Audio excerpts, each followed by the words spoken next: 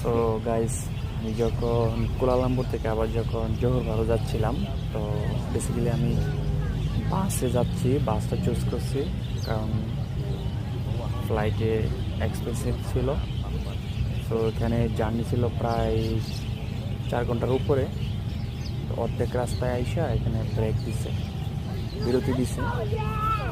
তো জায়গাটা অসাধারণ, একটা পার্কের মতো।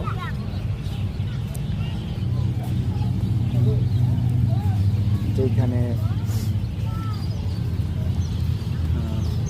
বিরতি দিছে, জায়গাটা হচ্ছে এরকম।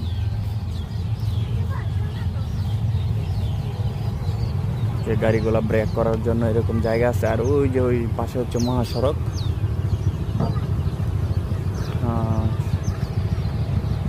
কিছু ওয়াশরুম, টয়লেট, তারপরে যেরকম কিছু জায়গা আছে এগুলো নামাজ পড়ার জন্য। মানুষ দেখলাম আমি নামাজ পড়তেছে।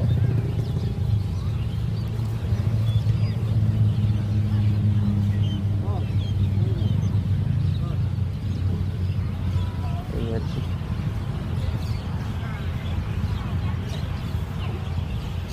তো বেসিক্যালি আমি যা দেখলাম, মানুষের পাহাড় আছে, অনেক পাহাড়। এই পাহাড়ের মধ্যে পাম গাছ এগুলো চাষ করছে। এটা হচ্ছে পাম গাছ। এগুলো হাইওয়ে।